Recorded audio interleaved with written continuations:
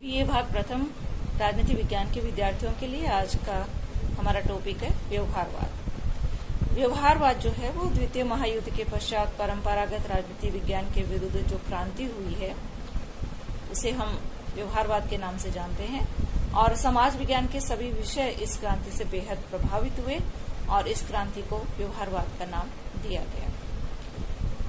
व्यवहारवाद जो है वो 19वीं शताब्दी के अंतिम वर्षों से प्रारंभ हो चुका था। जैसा कि रॉबर्ट डेहल ने इसका अर्थ स्पष्ट करते हुए लिखा है कि यह राजनीति विज्ञान के अंतर्गत एक ऐसा विरोध आंदोलन है जिससे अनेक ऐसे राजवैज्ञानिक विशेषकर अमेरिकी संबद्ध है जो परंपरागत राजनीति विज्ञान से असंतुष्ट थे और उनका ये मानना था कि परंपरागत राजनीति विज्ञान के विभिन्न उपागम जैसे कि ऐतिहासिक, दार्शनिक, विवरणात्मक, संस्थात्मक आदि के विरुद्ध यह एक प्रतिक्रिया है। इसका दूसरा अर्थ स्पष्ट करते हुए रॉबर्ट डेहल ने लिखा है कि व्यवहारवादी राजवैज्ञानिक ये मानते हैं कि कतिपय नवीन पद्धतियों एवं उपागमों का विकास किया जा सकता है, नई पद्धतियां बनाई जा सकती हैं। फिर वो कहते हैं कि ये एक ऐसा आंदोलन है जिसका उद्देश्य राजनीति विज्ञान के अध्ययन को आधुनिक मनोविज्ञान, समाजशास्त्र और अर्थशास्त्र में विकसित जो सिद्धांत और पद्धतियां हैं, जो खोज है, जो दृष्टिकोण है, उनके निकट संपर्क में लाना है ताकि राजनीति विज्ञान का अध्ययन इनके नजदीक पहुंच सके। आगे वो कहते हैं कि ये एक ऐसा प्रयत्न है जो राजनीति विज्ञान के आनुभविक तत्वों को अधिक वैज्ञानिकता प्रदान करता है, वैज्ञानिक अध्ययन साबित हो जाए राजनीति विज्ञान के अध्ययन। आगे रॉबर्ट डेहल कहते हैं कि इसका उद्देश्य प्रशासन संबंधी सभी घटनाओं को मनुष्य के एक ऐसे व्यवहार के रूप में प्रस्तुत करना है जिसका प्रेक्षण कर लिया गया हो अथवा जिसका प्रेक्षण किया जा सकता हो। और अंत में रॉबर्ट डेहल कहते हैं कि व्यवहारवाद विषय के अनुभविक तत्वों को अधिक वैज्ञानिक बनाने का प्रयत्न है। ये एक ऐसा उपागम है जिसका उद्देश्य राजनीतिक जीवन के अनुभविक पक्ष को ऐसी प्रणालियों, सिद्धांतों और कसौटियों के द्वारा जो आधुनिक राजनीतिक विज्ञान के अधिनियमों, अभिसमयों और अभिग्रहों को पूरा करती हो, उनको स्पष्ट करना है। इस प्रकार रॉबर्ट डेहल ने इसका अर्थ स्पष्ट करने का प्रयत्न किया है।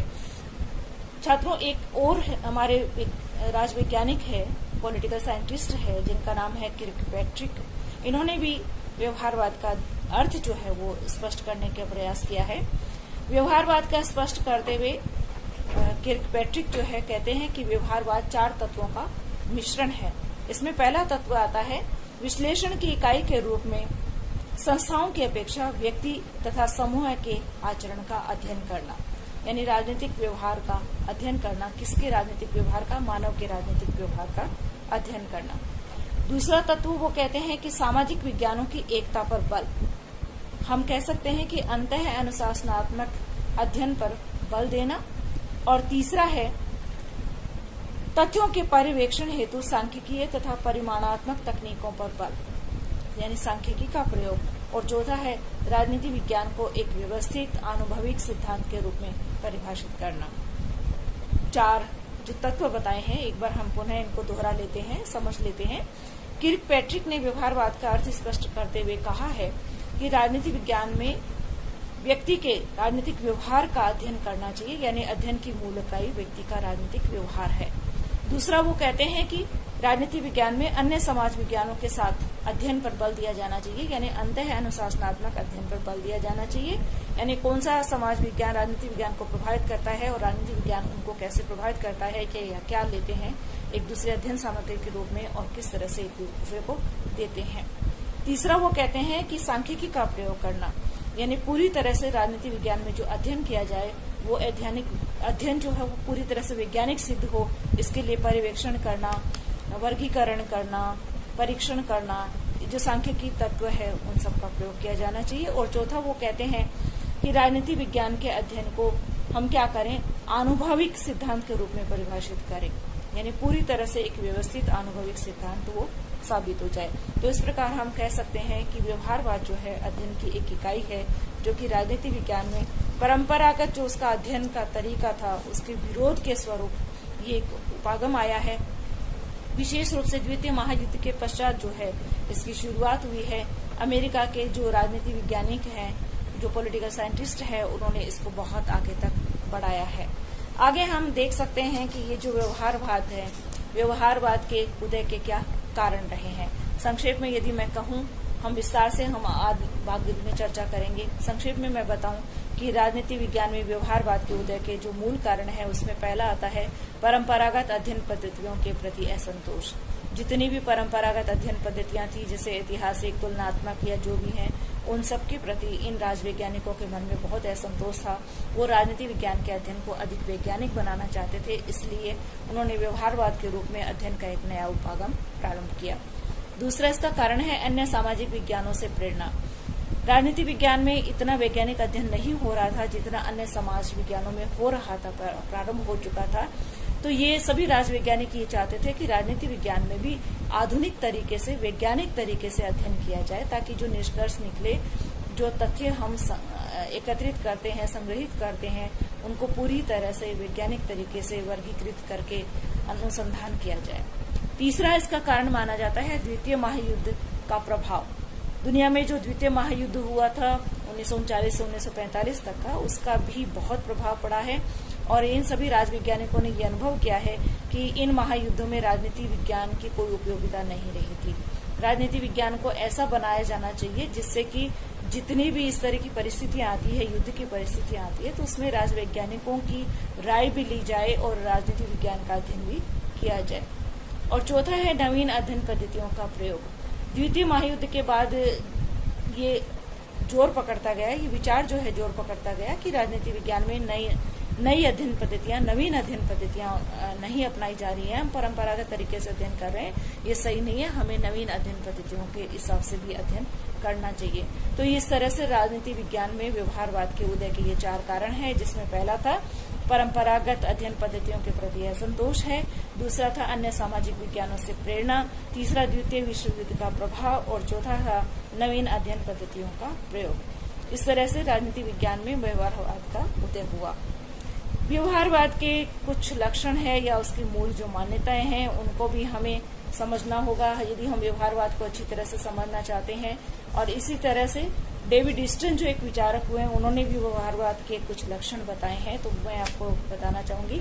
डेविड ईस्टन ने जो व्यवहारवाद के लक्षण बताए हैं या प्रमुख जो आयाम बताए हैं, उसमें पहला आता है नियमितताएं, दूसरा आता है इसमें सत्यापन, तीसरा तकनीक, तीसरा परिमाणीकरण, चौथा मूल्य, पांचवा क्रमबद्धीकरण, छठा है विशुद्ध विज्ञान और इस तरह से समग्रता। ये सभी जो है राजनीति विज्ञान के आयाम, राजनीति विज्ञान में व्यवहारवाद के आयाम कहे जाते हैं, मूल लक्षण या आयाम कहे जाते हैं, जो कि डेविड ईस्टन द्वारा प्रतिपादित किए गए हैं। तो डेविड ईस्टन के द्वारा ये जो जितने भी आयाम बताए गए हैं, इनकी विस्तार से चर्चा हम आगे अपने दूसरे व्याख्यान में करेंगे। इसी तरह से राजनीति विज्ञान में जो व्यवहारवादी उपागम आया, तो हम सभी जानते हैं जब इस तरह की कोई नई चीज शुरुआत होती है तो उसका बहुत सभी लोग स्वागत करते हैं, ऐसी बात नहीं है। कुछ लोग उसका विरोध भी करते हैं, उसकी आलोचना भी करते हैं, उसकी कमियों को भी इंगित करते हैं। तो राजनीति विज्ञान में व्यवहारवाद की क्या कमियां हैं या उसकी क्या आलोचना की गई है, और इसी तरह से डेविड ईस्टन ने जो उसके आयाम बताए, विभिन्न आयाम बताए हैं, उनको विस्तार से हम अपने अगले व्याख्यान में पढ़ेंगे। आज मैं पुनः आपको बता दूं, राजनीति विज्ञान में क्योंकि राजनीति विज्ञान बीए भाग प्रथम आप नए विश्वविद्यालय के कॉलेजेस की एजुकेशन में एंटर होते हैं, तो आपके लिए बीए भाग प्रथम में राजनीति विज्ञान जो है एक बहुत ही रुचिकर विषय है। और इस रुचिकर विषय में जो हमारी पहली यूनिट है, पहली यूनिट का एक महत्वपूर्ण टॉपिक होता है व्यवहारवाद। तो इसको समझना सबसे महत्वपूर्ण होता है, क्योंकि परीक्षा की दृष्टि से भी एक बहुत महत्वपूर्ण टॉपिक है, प्रकरण है। तो आज हमने कोशिश की है व्यवहारवाद को समझने की। एक बार पुनः संक्षेप में मैं आपको बता दूं, द्वितीय महायुद्ध के पश्चात राजनीति विज्ञान में परंपरागत अध्ययन पद्धति के प्रति जो असंतोष था, उसके कारण व्यवहारवादी एक नया उपागम जो है, अध्ययन का उपागम जो है व्यवहार में आया। और प्रमुख राजवैज्ञानिकों ने, जिसमें अमेरिका के महत्वपूर्ण राजनीति विज्ञानी थे, उन्होंने व्यवहारवाद के नाम से नवीन उपागम का प्रारंभ किया। व्यवहारवाद का जो अर्थ है रॉबर्ट डेहल ने जो बताया है, किर्कपैट्रिक ने जो बताया, उसके हिसाब से हम कह सकते हैं कि व्यवहारवादी तरीका जो है, अध्ययन का जो एक तरीका है, उपागम है, उसमें क्या किया जाता है, उसमें राजनीति विज्ञान का अध्ययन जो है वो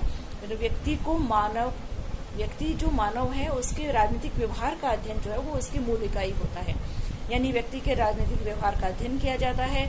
इसमें अंतर अनुशासनात्मक अध्ययन किया जाता है, यानी अन्य समाज विज्ञानों के साथ राजनीति विज्ञान के संबंध को देखा जाता है। तीसरा, अध्ययन करते समय सांख्यिकी का प्रयोग किया जाता है।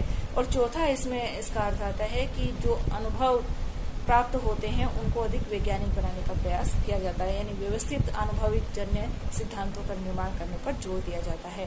तो मैं उम्मीद करती हूँ कि व्यवहारवाद का अर्थ जो है वो आप अच्छी तरह से समझ गए होंगे। इसके उदय के जो 4 कारण थे, जिन 4 कारणों को मैंने आपको विस्तार से अभी बताया भी था, एक बार पुनः मैं आपको बता देती हूँ। व्यवहारवाद के उदय के कारण में पहला आता है परंपरागत अध्ययन पद्धति के प्रति असंतोष था राजवैज्ञानिकों के मन में। वो किसी नवीन पद्धति को चाहते थे जिससे कि अध्ययन किया जाए, अधिक वैज्ञानिक तरीके से अध्ययन किया जाए। दूसरा, अन्य समाज विज्ञानों से प्रेरणा मिल रही थी कि भी नवीन अध्ययन पद्धतियां अपनाई जानी चाहिए, क्योंकि वो पहले से अपना रहे थे। द्वितीय महायुद्ध का भी प्रभाव पड़ा है। और चौथा, नवीन अध्ययन पद्धतियों का प्रयोग जो है। इस तरह से व्यवहारवाद के ये उदय के 4 कारण रहे हैं। तो आज के लिए इतना ही। हम अगले व्याख्यान में मिलते हैं। खूब पढ़िएगा।